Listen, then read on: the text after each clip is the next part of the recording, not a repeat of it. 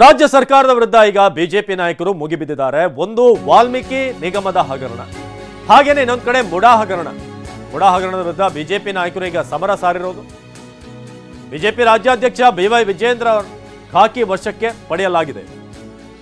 ಹಾಗೆ ಶಾಸಕ ಸುರೇಶ್ ಕುಮಾರ್, ಸುನಿಲ್ ಕುಮಾರ್, ಆರ್ಗ ಜ್ಞಾನೇಂದ್ರ, ಅರವಿಂದ್ ಬೆಲ್ಲದ್, CT ರವಿ ಇವರೆಲ್ಲರನ್ನೂ ಕೂಡ ಈಗ ವಶಕ್ಕೆ ಪಡೆಯಲಾಗಿದೆ. CT ರವಿ ಅವರನ್ನ ಎತ್ತಿ ಬಸ್ನಲ್ಲಿ ಹಾಕಿದಂತ ಪೊಲೀಸರು ಸಿಎಂ ಮನೆಗೆ ಮುತ್ತಿಗೆ ಹಾಕುವಂತ ಮುನ್ನವೇ KK ಗೆಸ್ಟ್ ಹೌಸ್ ಬಳಿನೇ ಅವ್ರಿಗೆ ಎಂಟ್ರಿ ಕೊಡಲಿಲ್ಲ. ಸೊ ಇದು ಈಗ ಅಲ್ಲಿ ಕಂಡು ಬಂದಂತಹ ದೃಶ್ಯ ನೀವು ನೋಡ್ತಿರೋ ಹಾಗೆ. ಬಿಜೆಪಿ ರಾಜ್ಯಾಧ್ಯಕ್ಷ BY ವಿಜೇಂದ್ರ ಹಾಗೇನೆ CT ರವಿ ಇವರೆಲ್ಲರನ್ನೂ ಕೂಡ ವಶಕ್ಕೆ ಪಡೆಯಲಾಯಿತು. KK ಗೆಸ್ಟ್ ಹೌಸ್ ಬಳಿಯೇ ಅಡ್ಡಗಟ್ಟಲಾಯಿತು, ಅಲ್ಲೇ ಬ್ಯಾರಿಕೇಡ್ಗಳನ್ನು ಹಾಕಿದ್ರು. ಸೊ ಅಲ್ಲಿಂದ ಮುಂದೆ ಹೋಗೋದಕ್ಕೆ ಬಿಜೆಪಿಯ ಯಾವ ನಾಯಕರಿಗೂ ಕೂಡ ಅವಕಾಶ ಸಿಗಲಿಲ್ಲ. ಹರೀಶ್ ಪೂಂಜಾ ಕೂಡ ನೀವು ದೃಶ್ಯದಲ್ಲಿ ನೋಡ್ತಾ ಇದ್ದೀರಾ. ಹಾಗೇನೆ BY ವಿಜೇಂದ್ರ, ಪ್ರಭಾಕರ್ ಹುಳಿಯ ಕೇವಲ 10 ಗುಂಟೆಯಲ್ಲಿ 50 ಲಕ್ಷ ಗಳಿಸ್ತಿದ್ದಾರೆ. ನೀವು ಕೂಡ ಅವರಿಂದ ಕಲಿಬೇಕಾ? ಅವ್ರ ಜೊತೆ ವಿಡಿಯೋ ಕಾಲ್ನಲ್ಲಿ ಮಾತಾಡಬೇಕಾ? ಈಗಲೇ ಫ್ರೀಡಮ್ ಆಪ್ ಡೌನ್ಲೋಡ್ ಮಾಡಿ. ಈಗ ಬಸ್ಗೆ ಹತ್ತಿರುವಂತಹ ದೃಶ್ಯ ಇದು. KK ಗೆಸ್ಟ್ ಹೌಸ್ನ ನೇರ ದೃಶ್ಯಗಳನ್ನು ನೋಡ್ತಾ ಇದ್ದೀರಾ. ಮುಡಾ ಹಗರಣ ಸಂಬಂಧಪಟ್ಟ ಹಾಗೆ ಈಗ ಪ್ರತಿಭಟನೆ ನಡೆಸೋದಕ್ಕೆ ಸಿಎಂ ನಿವಾಸಕ್ಕೆ ಮುತ್ತಿಗೆ ಹಾಕೋದಕ್ಕೆ ಬಿಜೆಪಿ ನಾಯಕರು ಮುಂದಾಗಿದ್ರು ಇವತ್ತು. ಆರ್ ಅಶೋಕ್ ಹಾಗೇನೆ ವಿಜೇಂದ್ರ ಅವರ ನೇತೃತ್ವದಲ್ಲಿ. ಆದರೆ ಬಿಜೆಪಿ ನಾಯಕರನ್ನ ಈಗ ಅಲ್ಲೇ ತಡೆದಿರುವಂತಹ ದೃಶ್ಯಗಳನ್ನ ನೋಡ್ತಾ ಇದ್ದೀರಾ.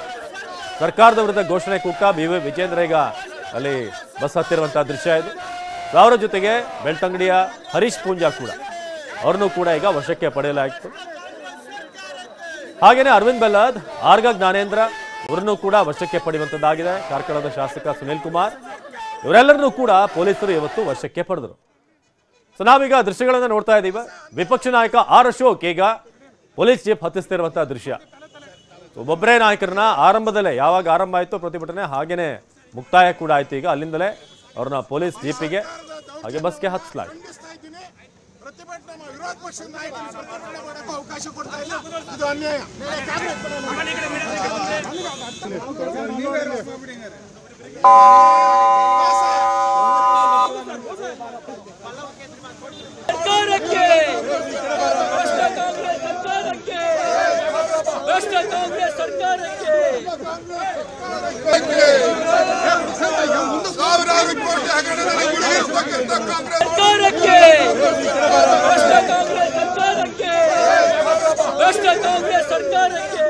ಕಾಂಗ್ರೆಸ್ ಪಾರ್ಟಿಯ ಸರ್ಕಾರ, ಸಿದ್ದರಾಮಯ್ಯನವರು DK ಶಿವಕುಮಾರ್ ನೇತೃತ್ವದ ಸರ್ಕಾರ ಬಂದು 1 ವರ್ಷ 1 ತಿಂಗಳಾಗಿದೆ. ಒಂದಾದ್ಮೇಲೆ ಒಂದು ಬ್ರಹ್ಮಾಂಡ ಭ್ರಷ್ಟಾಚಾರಗಳು, ಲೂಟಿ ಮಾಡುವಂಥದಕ್ಕೆ ಹೆಬ್ಬಾಗಿಲನ್ನು ತೆಗೆದು ಲೂಟಿ ಹೊಡೆಯೋಕ್ಕೆ ಸುರಂಗಗಳನ್ನು ಕೊರೆಯುವಂಥ ಒಂದು ಕೆಲಸವನ್ನು ಕಾಂಗ್ರೆಸ್ ಮಾಡ್ತಾ ಇದೆ. ಮೊನ್ನೆ ವಾಲ್ಮೀಕಿ ನಿಗಮದಲ್ಲಿ 187 ಕೋಟಿ ಹಣವನ್ನು ಪಟಾಪಟ್ ಅಂತ ರಾಹುಲ್ ಗಾಂಧಿ ಅವರು ಏನು ಹೇಳಿದ್ರು ಹಂಗೆ ಎಲ್ಲ ಬೇನಾಮಿ ಅಕೌಂಟ್ಗಳಿಗೆ, ಬಾರ್ಗಳಿಗೆ, ವೈನ್ ಸ್ಟೋರು,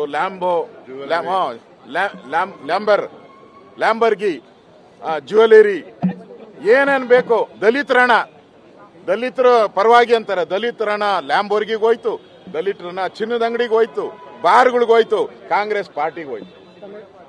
ಇಷ್ಟು ತೆಲಂಗಾಣ ಹೈದರಾಬಾದ್ಗೆ ಜುಬ್ಲಿ ಹಿಲ್ಸ್ ಫೇಮಸ್ ಏರಿಯಾ, ಆ ಜುಬ್ಲಿ ಹಿಲ್ಸ್ ಅಲ್ಲಿ ಇಷ್ಟು ಹಣವನ್ನ ಲೂಟಿ ಮಾಡಿ ಅಲ್ಲಿಂದ ಯಾರ್ಯಾರ ಜೋಬ್ಗೆ ಹೋಗಿದೆ.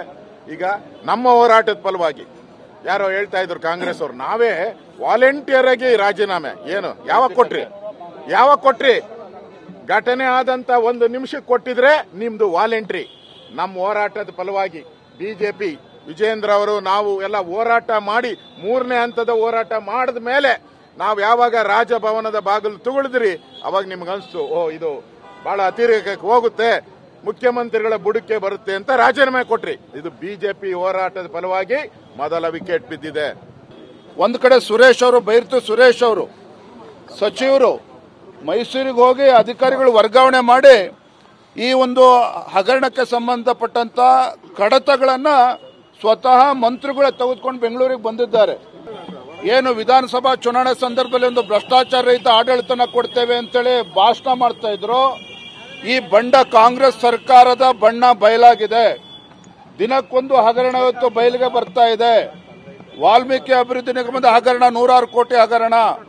ಮೂಡಾ ಸೈಟ್ ಇವತ್ತು ಮೂಡಾ ವಿಚಾರದಲ್ಲಿ ಸ್ವತಃ ಮುಖ್ಯಮಂತ್ರಿಗಳು ಜಿಲ್ಲೆ ಅದು ಅವರ ಗಮನಕ್ಕೆ ಬರದಷ್ಟು ದೊಡ್ಡ ಹಗರಣ ಆಗೋದಕ್ಕೆ ಸಾಧ್ಯನೇ ಇಲ್ಲ. ಅವ್ರ ಗಮನಕ್ಕೆ ಬಂದಿದ್ದೇನೆ ಇಷ್ಟು ದೊಡ್ಡ ಹಗರಣ ಮಾಡೋದಕ್ಕೆ ಅವಕಾಶ ಕೊಟ್ಟಿದ್ದಾರೆ.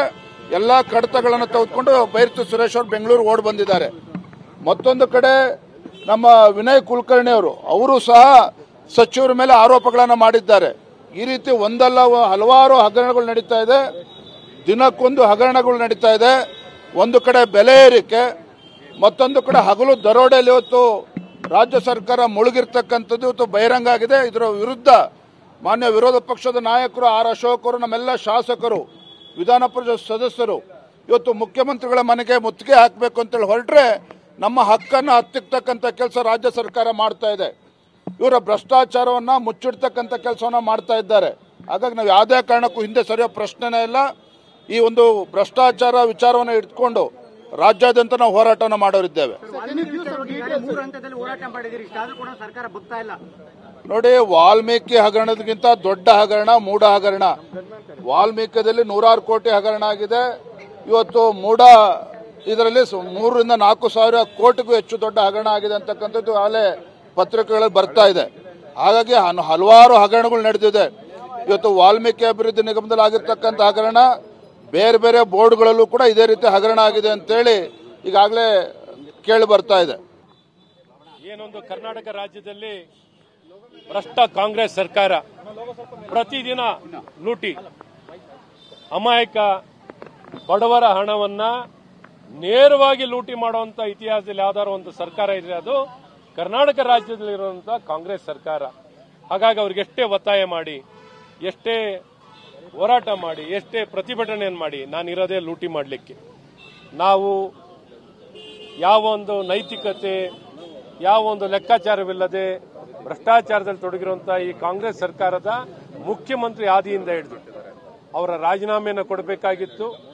ಮಹರ್ಷಿ ವಾಲ್ಮೀಕಿ ನಿಗಮದ ಏನ್ ನೇರವಾಗಿ 180 ಕೋಟಿ ಹಣವನ್ನ ನೇರವಾಗಿ ವರ್ಗಾವಣೆಯನ್ನ ಅವರವರ ಖಾತೆಗಳನ್ನ ಅವರ ಪಕ್ಷಕ್ಕೆ ಅನುಕೂಲವನ್ನ ಮಾಡಿಕೊಂಡು ಭ್ರಷ್ಟಾಚಾರದಲ್ಲಿ ತೊಡಗಿರುವಂತಹ ಈ ಕಾಂಗ್ರೆಸ್ ಸರ್ಕಾರದ ವಿರುದ್ಧವಾಗಿ ಇವತ್ತು ಪ್ರತಿಭಟನೆಯನ್ನ, ಮುಖ್ಯಮಂತ್ರಿಗಳ ಗೃಹವನ್ನ, ನಿವಾಸವನ್ನ ಮುತ್ತಿಗೆ ಹಾಕಬೇಕು ಅಂತ ಇವತ್ತು ನಾವು ಭಾರತೀಯ ಜನತಾ ಪಾರ್ಟಿಯ ಶಾಸಕರು ಇವತ್ತು ಈ ಪ್ರಯತ್ನವನ್ನ ಮಾಡಿದ್ದೀವಿ. ಈ ಒಂದು ತನಿಖೆ ಇವತ್ತು ನಮ್ಮನ್ನ ಪ್ರೊಟೆಸ್ಟ್ ಕೂಡ ಮಾಡ್ಲಿಕ್ಕೆ ಬಿಡ್ತಾ ಇಲ್ಲ. ಆತರ ಏನು ಹಗರಣ ನಡೆದಿಲ್ಲ ಅಂತ ಹೇಳ್ತಾರೆ, ತನಿಖೆ ಆಗ್ಲಿ ಅಂತ. ಹಗರಣ ನಡೆದಿಲ್ಲ ಅಂತಂದ್ರೆ ಹಗರಣ ನಡೆದೈತೆ ಅನ್ನೋದು ನಮ್ಮ ಪ್ರೊಟೆಸ್ಟ್ ಮಾಡಕ್ ಕೊಡ್ತಿಲ್ಲ ಅನ್ನೋದಕ್ಕೆ ಅದೇ ಒಂದು ದೊಡ್ಡ ಪ್ರೂಫ್. ಹಗರಣ ಮಾಡಿದಕ್ಕೆ, ಹಗರಣ ಇದೆ ಅನ್ನೋದಕ್ಕೆ ನಮ್ಮನ್ನ ಪ್ರೊಟೆಸ್ಟ್ ಮಾಡ್ದಂಗ್ ಬಿಡ್ತಾ ಇಲ್ಲ. ಗಿಫ್ಟ್ ಕೊಡ್ಲಾಗಿತ್ತು, ಕುಂಕುಮಕ್ಕೆ ಕೊಡ್ಲಾಗಿತ್ತು ಅವರೇ ಅಪ್ಪ. ಏನು ಮೂಡಾದಲ್ಲಿ ಯಾವುದೇ ಹಗರಣ ನಡೆದಿಲ್ಲ, ಉದ್ದೇಶಪೂರ್ವಕವಾಗಿ ಬಿಜೆಪಿ ಷಡ್ಯಂತ್ರ ಮಾಡ್ತಾ ಇದೆ ಅಂತ ಹೇಳ್ತಾ ಇದೆ. ದಲಿತರ ಹಣವನ್ನ ನುಂಗಿ ನೀರು ಕುಡಿದಿದೆ ಸರ್ಕಾರ. ಇದರಲ್ಲಿ ಮುಖ್ಯಮಂತ್ರಿ ಶಾಮೀಲಾಗಿದ್ದಾರೆ. ಅವರು ಅಧಿಕಾರದಿಂದ ಕೆಳಗಿಳಿಬೇಕು. ದಲಿತರು ಇವರು ವೋಟ್ ಬ್ಯಾಂಕು.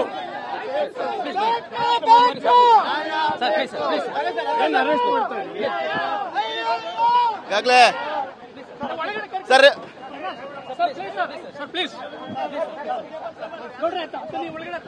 ಮುಖ್ಯಮಂತ್ರಿ ಸಿದ್ದರಾಮಯ್ಯನವರಿಗೆ, ಕಾಂಗ್ರೆಸ್ ಸರ್ಕಾರಕ್ಕೆ,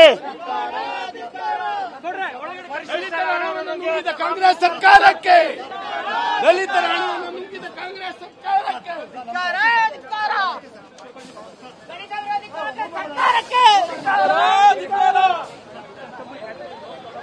ದಲಿತ ವಿರೋಧಿ ಕಾಂಗ್ರೆಸ್ ಸರ್ಕಾರಕ್ಕೆ, ದಲಿತ ವಿರೋಧಿ ಕಾಂಗ್ರೆಸ್ ಸರ್ಕಾರಕ್ಕೆ ಧಿಕ್ಕಾರ, ಧಿಕ್ಕಾರ.